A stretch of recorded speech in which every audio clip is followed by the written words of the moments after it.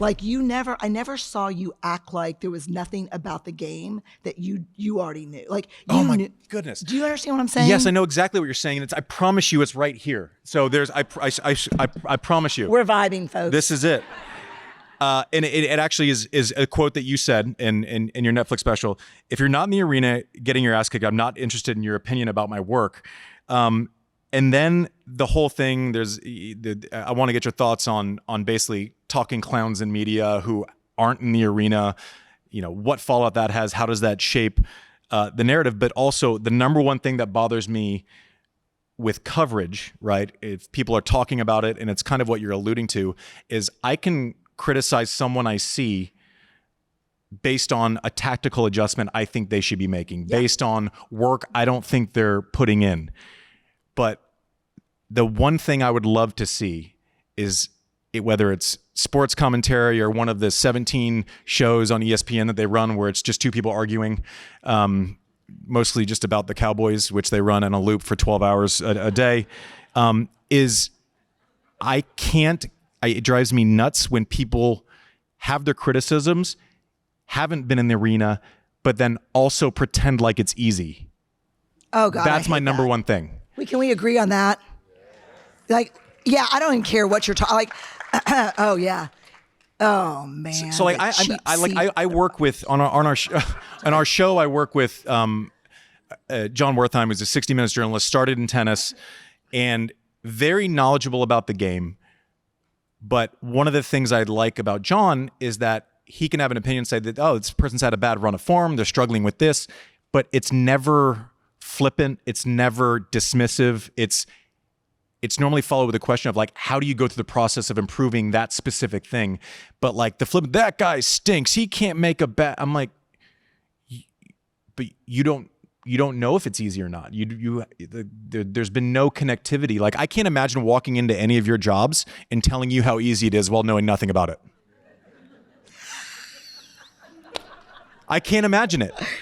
But for one day, like the purge. But whether it's sports or politics, whatever it is, it's an accepted practice for people who don't actually do it. Like imagine if I don't do your job, I don't know much about it, but I watched a clip of it for 5 minutes and then I can come in and tell you suck at it. That's an amazing thing that we kind of accept, but if you apply it to other parts of life, it seems insane. No, okay. Yeah. Give me something. I'm trying not to be hateful.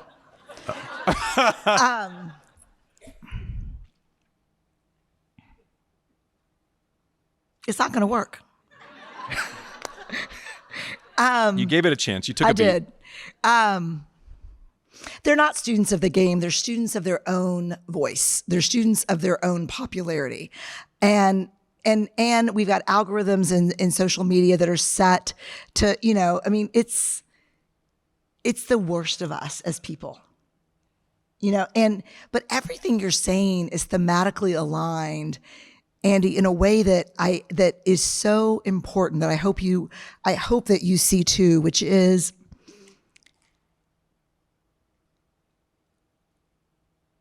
when we focus on the outcome and not the effort and the work and the mastery that we're trying to develop and what really brings us joy, things get very empty very fast.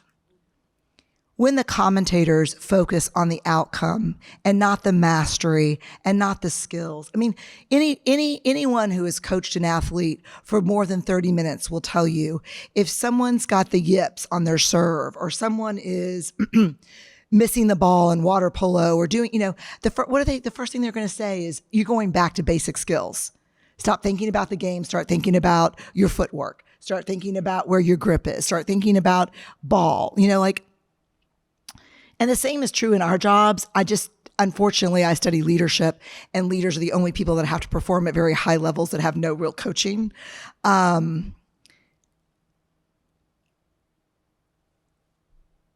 We have a societal,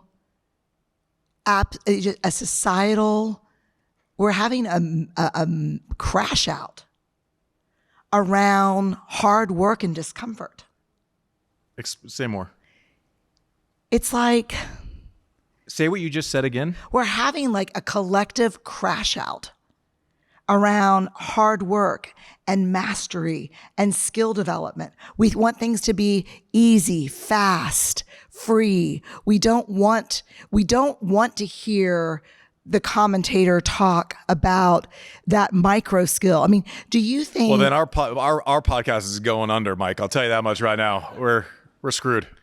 Well, are you doing your podcast because you want to be like everybody else, or you want to be a counter to the bullshit and the horse shit that is out there? I haven't thought about that. We do it in our basement. I don't know. Right. Exactly. Like, yes, but you're trying to do something different. I don't believe that. I believe you're trying to put something different. It's a sweaty. It's a gym, and then one's a garage. Yeah. Yeah, but it's different, and that's why people listen to it, because I think what is happening then, and you look at I'm connecting like dots at a million miles an hour, so I'm going to get 70% of it wrong. But what I'm curious about, not what I know, is I'm curious when I'm looking at the new data talking about the rate at which Gen Z is getting fired from the corporate sector. And I'm looking at a generation where the connection between the hours and hours and hours and hours and hours and hours and months and days and bandages and Advil from the court connects to that serve. When we skip all that, and then you've got young people just seeing outcome focus. I'm here. I'd like 125 grand in a plasma TV. I don't travel. That's bad and triggering. Like, what? And we blame Gen Z. I raised them. We raised them. They're smart as hell. They're committed. They're social justice focused. God bless you right now. But this connection between skills building and effort and the joy that no one talks about in that. Where am I the happiest? I don't want you to not buy my book. I think my agent's here, but buy the book. But the list from the New York Times is not my happiest moment. I don't even pin very much on that, to be honest with you. My happiest moment is literally, I'm going to get in the car right now and I'm going to go back to my house. And I'll be there in 20 minutes, and I'll write 40 pages of notes from our conversation, and I'll start making connections, and nothing is exciting to that outside of being with my family. Like, that's what's my craft is what's joyful to me. And we forget about that work. I actually invoke your name sometimes on the pickleball court. On the pickleball court? Sorry. You're slumming. You're with the drunk uncles. The drunkles. The drunkles. The drunkles. No, but that one of my this is the commentator bullshit that we're talking about. I only have a handful of tennis commentators that I can take. Sometimes when I'm in a bad place in a game, and I've got a decent serve, and I've got a drop serve, which is like not what the fancy people do, but I can put a lot of top spin on it. I look at my competitor and I'm like, I'm going to Andy Roddick this shit right now. Because you had, and probably still have, I haven't seen you play in a long time, a stone cold, cruel service motion. You don't bounce. You don't look around. You don't do a lot of shit. You just serve the ball. And it is awful. I mean, it is so scary to be on the other side of that. Wait, wasn't there a game where you aced like 6 times in a row? Yeah, but... No. You got to save that for I don't know who falls for this shit, but who were you playing? Because it was someone who was good on the service return. This is making me uncomfortable. Yeah, that's what I do. It was Leighton Hewitt, I think. Right. It was best competitor I ever played against, on record. Leighton Hewitt. Yeah. How many of you understand Leighton Hewitt's power on the service return? Nasty. Nasty. How many balls did you get by him in a row? 6. I lost that match. True story. Give me your zip code, and I'm going to find someone for you to see. Because I am connected to therapists and coaches all over. No, okay, wait. Sound like my wife. What is it? I bet. Yeah. I bet. Was it 6 or 7? It was 6, maybe. I don't know. 6? I don't know. Do you remember? Have you ever watched film on that with the commentators? Mm-mm. I have an assignment for all of you listeners to this podcast. I want you to Google that shit. Go on YouTube. And this, I think, were they British? Do you remember? Does anybody remember? Were they British? It was the Aussie Open, so. Yeah. Okay. Yeah. They're great. It was. You can't see my nonverbals. But it was like, ace. Oh, wait. And I think it spread between games, the 6. Maybe. Could you imagine? You remember this, but I don't Okay, wait. remember. Wait, y'all need to watch it. No. But the commentators were like, 1,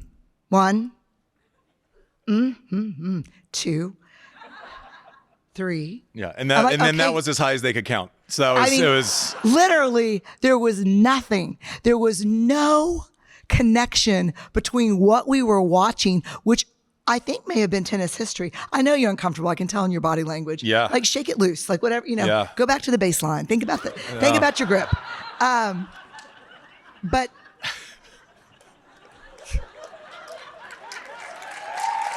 yeah, it was history. It was history. I don't think it was. I think Sam Querrey did it like 10, like a year later. For someone who doesn't know what I'm talking about, you got your rebuttal right here. No, because that prefrontal cortex. I just wanted to flex the muscle of I know that 10 is more than 6. Like it was just. It was history and it was amazing. No. But what an opportunity for the people calling the game to talk about what it means to get 6 serves past. Would you agree that he was one of the best service returners in the game? Yeah, in the history of the game for sure. Yeah. Yeah, ever. Right. Not at the time. Okay. Ever. So ergo. Super annoying. Ergo, to ace him 6 times was an accomplishment. Yeah. But man, stone cold on the service motion. Mm-hmm. Was that calculated? No. I'll tell you. You want to hear the story? Yeah. Okay. So my motion is very weird. I jump off of 2 feet for not tennis people. Most people take a racket down like this, and it's like everyone you've seen. I just went straight up and then just hit it like violence. I was losing to a friend of mine in high school named Marty Fish, who was a very good tennis player. Got up to 6 in the world. Hey, Marty. Yeah, and losing, and I used to have a normal motion, and as much thought as we put into everything, and the result, and it comes from a million moments of hard work. He was beating me. I got pissed.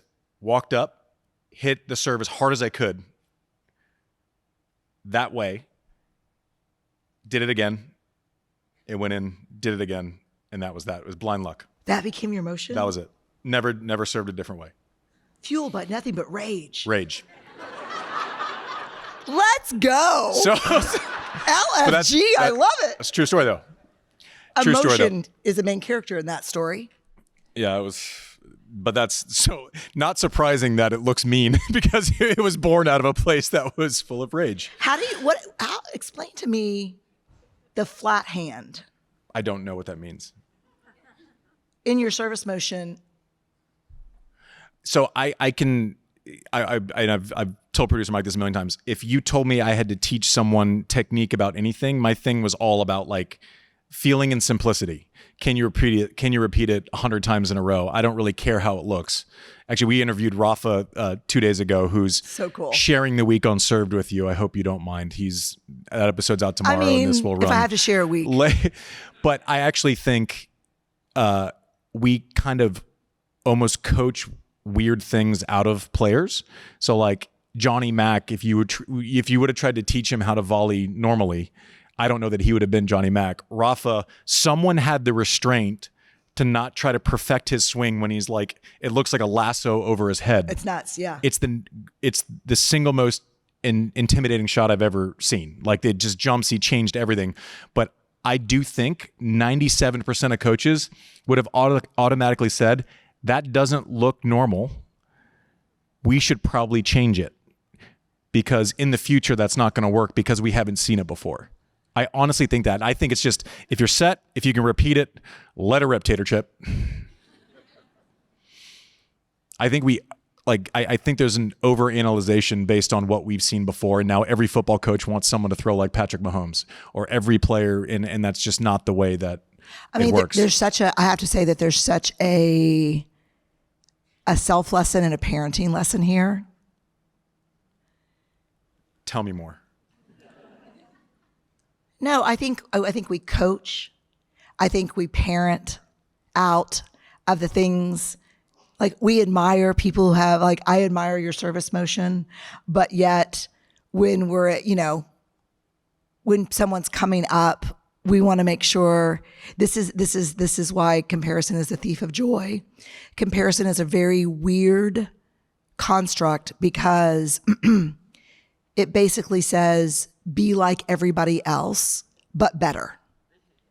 And the way that we're better often is when we're more authentic to us, to our service motion, to our way of thinking, to, I'm thinking about my son, actually, who had this, he was able to walk up to the board in elementary school and solve the problem of the day, like a word problem, but he wouldn't get credit for it because he wouldn't show his work in a way that the teacher liked.